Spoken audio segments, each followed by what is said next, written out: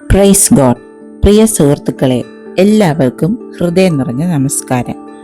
ജീവിതത്തിലെ തിരക്കുകളിൽ നിന്നും ഒരല്പം മാറി നിന്ന് സമാധാനവും പോസിറ്റീവ് ചിന്തകളും നിറയ്ക്കാൻ ആഗ്രഹിക്കുന്ന പ്രിയപ്പെട്ടവർക്കായി അനുഗ്രഹിക്കപ്പെട്ട ജീവിതം, ദ ബ്ലെസ്ഡ് ലൈഫ് എന്ന ഈ ലളിതമായ ചിന്തയിലേക്ക് ഏവർക്കും സ്വാഗതം. ഇന്ന് നമ്മൾ സംസാരിക്കാൻ പോകുന്നത് വളരെ മനോഹരമായ എന്നാൽ നമ്മൾ പലപ്പോഴും വിസ്മരിച്ചു പോകുന്ന ഒരു വാക്കിനെ കുറിച്ചാണ്. അനുഗ്രഹങ്ങൾ അഥവാ ബ്ലെസ്സിങ്സ്. നമ്മിൽ ഭൂരിഭാഗം പേരും വിചാരിക്കുന്നത് വലിയ വീട്, വില കൂടിയ വണ്ടി, ലക്ഷക്കണക്കിന് രൂപയുടെ ബാങ്ക് ബാലൻസ് എന്നിവ മാത്രമാണ് അനുഗ്രഹങ്ങൾ എന്നാണ്. എന്നാൽ യഥാർത്ഥത്തിൽ എന്താണ് അനുഗ്രഹം? അത് നമ്മൾ കാണാതെ പോകുന്ന നമ്മുടെ ചുറ്റുമുള്ള ചെറിയ ചെറിയ കാര്യങ്ങളിലാണ് ഒളിഞ്ഞിരിക്കുന്നത്. ഇപ്പോൾ ഇത് നിങ്ങൾ തുടർന്ന് കേൾക്കുന്നുണ്ടെങ്കിൽ നമ്മുടെ ജീവിതത്തിൽ ദൈവം തന്നിട്ടുള്ള ആ വലിയ നന്മകളെ തിരിച്ചറിയാനാണ്. സുഹൃത്തുക്കളെ, ഇന്ന് രാവിലെ നിങ്ങൾ ഉറക്കത്തിൽ നിന്ന് എഴുന്നേറ്റപ്പോൾ ചുറ്റുമൊന്ന് നോക്കിയിരുന്നോ? ഈ ലോകത്ത് ലക്ഷക്കണക്കിന് ആളുകൾക്ക് ഇന്ന് രാവിലെ കാണാൻ കഴിയാത്ത ഒരു പുതിയ ദിവസമാണ് നിങ്ങൾക്കും എനിക്കും ദൈവം തന്നിരിക്കുന്നത്. അതൊരു ചെറിയ അനുഗ്രഹമാണോ? നമുക്ക് ശ്വസിക്കാൻ വായുവുണ്ട്, കുടിക്കാൻ ശുദ്ധമായ വെള്ളമുണ്ട്, വിശക്കുമ്പോൾ കഴിക്കാൻ ആഹാരമുണ്ട്. ആശുപത്രികളിൽ വെന്റിലേറ്ററിൻ്റെ സഹായത്തോടെ ശ്വാസമെടുക്കുന്ന ഒരാളോട് ചോദിച്ചാൽ അറിയാം, നമ്മൾ സൗജന്യമായി ശ്വസിക്കുന്ന ഓരോ ശ്വാസവും എത്ര വലിയ അനുഗ്രഹമാണെന്ന്, അല്ലേ? നമുക്ക് പലപ്പോഴും ഉള്ള കാര്യങ്ങളിൽ സന്തോഷിക്കാൻ സമയമില്ല, മറിച്ച് ഇല്ലാത്ത കാര്യങ്ങളെക്കുറിച്ച് ഓർത്ത് സങ്കടപ്പെടാനാണ് സമയം. ഒരു പഴയ ചൊല്ലുണ്ട്, എനിക്ക് ചെരുപ്പില്ലെന്ന് ഓർത്ത് ഞാൻ കരഞ്ഞു, എന്നാൽ കാലുകളില്ലാത്ത ഒരാളെ കാണുന്നത് വരെ മാത്രം. ഇതൊരു ചൈനീസ് ചൊല്ലാണ് കേട്ടോ. നമ്മൾ പലപ്പോഴും പരാതി പറയുന്ന കാര്യങ്ങൾ പലരുടെയും സ്വപ്നങ്ങളാണ് എന്ന തിരിച്ചറിവാണ് അനുഗ്രഹങ്ങളെ തിരിച്ചറിയാനുള്ള ആദ്യ പടി. നമുക്കിനി വചനത്തിന്റെ വെളിച്ചത്തിലൊന്ന് നോക്കാം.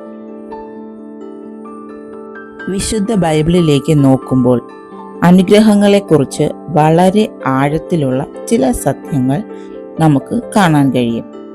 ദൈവത്തിൻ്റെ അനുഗ്രഹം എന്നത് ഭൗതികമായ നേട്ടങ്ങൾ മാത്രമല്ല, അത് ആത്മീയമായ ഒരവസ്ഥയാണ്. സങ്കീർത്തനങ്ങളുടെ പുസ്തകം 1-ാം അധ്യായം 1 മുതൽ 3 വരെയുള്ള വാക്യങ്ങളിൽ അനുഗ്രഹിക്കപ്പെട്ട ഒരു മനുഷ്യനെക്കുറിച്ച് വ്യക്തമായി പറയുന്നുണ്ട്. ദുഷ്ടന്മാരുടെ ആലോചന പ്രകാരം നടക്കാതെയും പാപികളുടെ വഴിയിൽ നിൽക്കാതെയും പരിഹാസികളുടെ ഇരിപ്പിടത്തിൽ ഇരിക്കാതെയും യഹോവയുടെ ന്യായപ്രമാണത്തിൽ സന്തോഷിച്ച് രാപ്പകൽ അതിനെ ധ്യാനിക്കുന്നവൻ ഭാഗ്യവാൻ, അതായത് അനുഗ്രഹിക്കപ്പെട്ടവൻ. അവൻ ആറ്റരികത്ത് നട്ടിരിക്കുന്നതും തക്ക കാലത്ത് ഫലം കായ്ക്കുന്നതും ഇല വാടാത്തതുമായ വൃക്ഷം പോലെ ഇരിക്കും. അവൻ ചെയ്യുന്നതൊക്കെയും സാധിക്കും. ഇവിടെ അനുഗ്രഹമെന്ന് പറയുന്നത് ദൈവത്തോട് ചേർന്ന് നിൽക്കുന്ന ഒരു അവസ്ഥയാണ്. കൊടുങ്കാറ്റുകൾ വരുമ്പോഴും ആറ്റരികത്ത് നട്ടിരിക്കുന്ന മരം പോലെ ഉലയാതെ നിൽക്കാൻ കഴിയുന്നത് ദൈവത്തിൻ്റെ വചനത്തിൽ വേരൂന്നി ജീവിക്കുമ്പോഴാണ്. മത്തായിയുടെ സുവിശേഷം 5-ാം അധ്യായത്തിൽ യേശു മലയിലെ പ്രസംഗത്തിലൂടെ 8 അനുഗ്രഹങ്ങളെ കുറിച്ച് പഠിപ്പിക്കുന്നുണ്ട്. അവിടെ കർത്താവായ യേശു ക്രിസ്തു പറയുന്നത്, ആത്മാവിൽ ദരിദ്രരായവർ ഭാഗ്യവാന്മാർ, ദുഃഖിക്കുന്നവർ ഭാഗ്യവാന്മാർ, സൗമ്യതയുള്ളവർ ഭാഗ്യവാന്മാർ എന്നാണ്. ലോകത്തിൻ്റെ കണ്ണിൽ ഇതൊന്നും അനുഗ്രഹങ്ങളല്ലായിരിക്കാം, എന്നാൽ ദൈവത്തിൻ്റെ കണ്ണിൽ ഹൃദയശുദ്ധിയും സമാധാനവുമുള്ളവരാണ് യഥാർത്ഥ അനുഗ്രഹിക്കപ്പെട്ടവർ. ഇനി അനുഗ്രഹങ്ങളുടെ താക്കോൽ എന്താന്ന് പറയട്ടെ.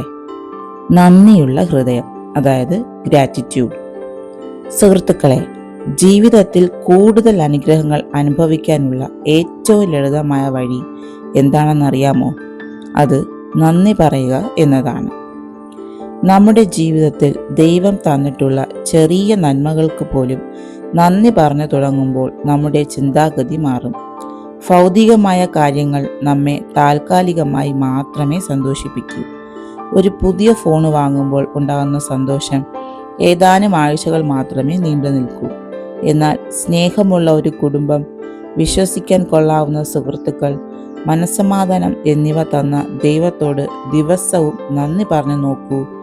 നിങ്ങളുടെ ജീവിതം സന്തോഷം കൊണ്ട് നിറയും.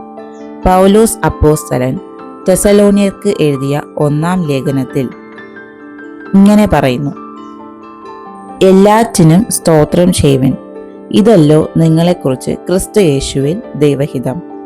തെസലോനിക്കർ എഴുതിയ ലേഖനം 5-ാം അധ്യായം 18-ാം വാക്യം. ഇതിൽ സ്തോത്രം എന്ന് പറയുന്നത് നന്ദി പറയുക എന്നതാണ് കേട്ടോ. എല്ലാ സാഹചര്യങ്ങളിലും അത് നല്ലതായാലും ചീത്തയായാലും ദൈവത്തിന് നന്ദി പറയാൻ കഴിയുന്നതാണ് ഒരു വിശ്വാസിയുടെ ഏറ്റവും വലിയ കരുത്ത്. കാരണം നമുക്ക് സംഭവിക്കുന്ന എല്ലാ കാര്യങ്ങളും നമ്മുടെ നന്മയ്ക്കായിട്ടാണ് ദൈവം മാറ്റുന്നത്. ഇനി മറ്റുള്ളവർക്ക് ഒരു അനുഗ്രഹമായി മാറുക. അനുഗ്രഹങ്ങളെക്കുറിച്ച് പറയുമ്പോൾ ഏറ്റവും പ്രധാനപ്പെട്ട മറ്റൊരു കാര്യമുണ്ട്. ദൈവം നമ്മളെ അനുഗ്രഹിക്കുന്നത് നമ്മളിൽ മാത്രം അത് ഒതുങ്ങി നിർത്താനല്ല, പകരം നമ്മളിലൂടെ മറ്റുള്ളവരിലേക്ക് ആ അനുഗ്രഹം ഒഴുകാനാണ്. ഉൽപ്പത്തി പുസ്തകത്തിൽ അബ്രഹാമിനെ വിളിക്കുമ്പോൾ ദൈവം ഒരു വലിയ വാഗ്ദാനം നൽകുന്നുണ്ട്. ഞാൻ നിന്നെ അനുഗ്രഹിക്കും, നീ ഒരു അനുഗ്രഹമായിരിക്കും. ഉൽപ്പത്തി 12-ന്റെ 2-ാം വാക്യത്തിൽ. നമുക്ക് പണമുണ്ടെങ്കിൽ അത് ഇല്ലാത്തവർക്കായി പങ്കുവയ്ക്കുക. നമുക്ക് നല്ല അറിവുണ്ടെങ്കിൽ അത് മറ്റുള്ളവരെ പഠിപ്പിക്കാൻ ഉപയോഗിക്കുക. ആരെങ്കിലും വിഷമിച്ചിരിക്കുമ്പോൾ അവർക്ക് പ്രത്യാശ നൽകുന്ന ഒരു നല്ല വാക്ക് പറയാൻ കഴിഞ്ഞാൽ നിങ്ങൾ അവർക്ക് ദൈവത്തിൻ്റെ കൈകളിലെ ഒരു അനുഗ്രഹമായി മാറുകയാണ്. സ്വാർത്ഥതയില്ലാതെ കൊടുക്കുമ്പോഴാണ് നമ്മുടെ ജീവിതം പൂർണ്ണമായും അനുഗ്രഹിക്കപ്പെടുന്നത്. പ്രിയ സുഹൃത്തുക്കളെ, നമ്മൾ സംസാരിച്ച കാര്യങ്ങൾ നിങ്ങളുടെ ഹൃദയത്തിൽ ഒരു ചെറിയ മാറ്റമെങ്കിലും ഉണ്ടാക്കി എന്ന് ഞാൻ വിശ്വസിക്കുന്നു. പരാതികളുടെയും പരിഭവങ്ങളുടെയും ലോകത്ത് നിന്ന് മാറി ദൈവം നമുക്ക് തന്നിട്ടുള്ള വലിയ അനുഗ്രഹങ്ങളെ എണ്ണി എണ്ണി ഓർക്കാം. ഇന്ന് രാത്രി അല്ലെങ്കിൽ ഇന്ന് ഇത് കേട്ട് കഴിയുമ്പോൾ കണ്ണുകൾ അടച്ച് ദൈവത്തോട് പ്രാർത്ഥിക്കുക. ദൈവമേ, ഞാൻ കാണാതെ പോയ എനിക്ക് നീ തന്ന എല്ലാ നന്മകൾക്കും അനുഗ്രഹങ്ങൾക്കും നന്ദി. ഇത് കേട്ടുകൊണ്ടിരിക്കുന്ന നിങ്ങളുടെ കുടുംബത്തിലും ജീവിതത്തിലും ദൈവത്തിൻ്റെ വലിയ അനുഗ്രഹവും സമാധാനവും എപ്പോഴും ഉണ്ടായിരിക്കട്ടെ എന്ന് ആശംസിക്കുന്നു. നിങ്ങളുടെ ചിന്തകളും അഭിപ്രായങ്ങളും താഴെ പങ്കുവയ്ക്കാൻ മറക്കരുത്. അടുത്ത വീഡിയോയിൽ കാണുന്നവരെ താങ്ക് യു. ദൈവം നമ്മെ ഏവരെയും സമൃദ്ധിയായി അനുഗ്രഹിക്കട്ടെ. കൂടുതൽ ചിന്തകൾക്കായി, ദിവസേന വചനങ്ങൾക്കായി ജീവവചനം ചാനൽ സബ്സ്ക്രൈബ് ചെയ്യൂ. God bless you. Thank you.